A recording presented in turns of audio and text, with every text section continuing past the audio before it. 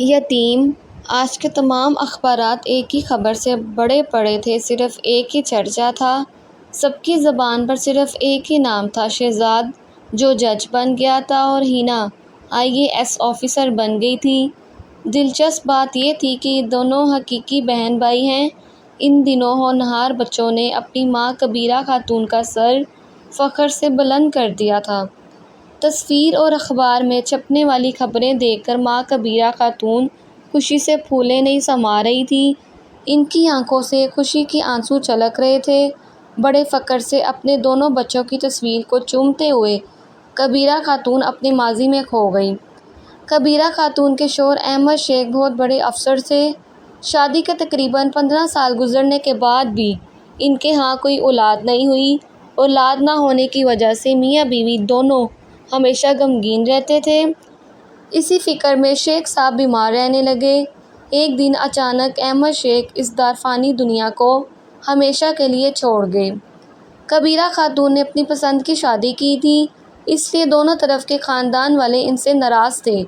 ان پر دکھوں کا پہاڑ ٹوٹ پڑا، لیکن کوئی ان کے دکھ میں شامل نہ ہوا۔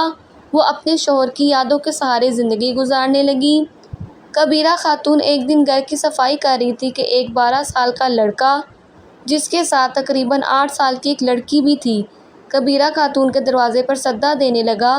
کبیرہ خاتون ان دونوں بچوں کی آمد سے بے خبر اپنے کام میں مصروف تھی۔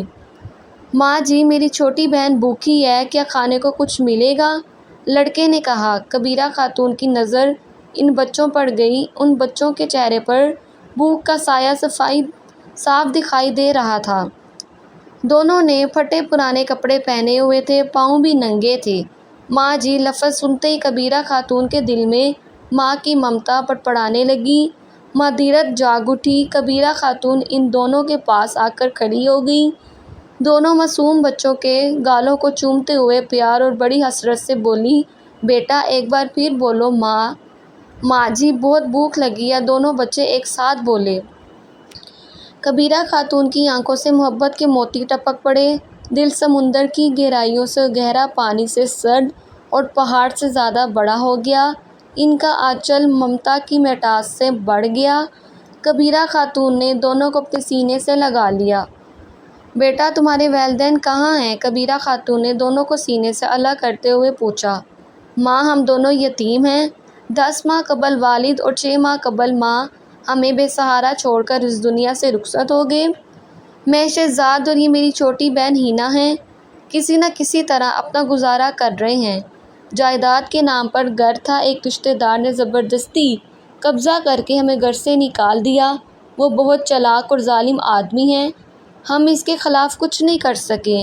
ماں جی ہم دونوں کل رات سے بھوکے ہیں۔ نہیں بیٹا، اب تم دونوں اپنے آپ کو یتیم اور بے سہارا مت کہو، میں تم دونوں کا سہارا بنوں گی، میں تمہیں پالوں گی۔ میرے سامنے بھی رونے والا کوئی نہیں، میں بھی اب تک بے بس تھی، کبیرہ خاتون نے دونوں کے سروں پر ہاتھ پھیرتے ہوئے پیار سے کہا۔ کبیرہ خاتون کی باتیں سن کر شہزاد اور ہینا ان کے آنچل سے لپٹ گئے۔ تینوں افراد ایک دوسرے کو گلے لگا کر آنسو بہانے لگے۔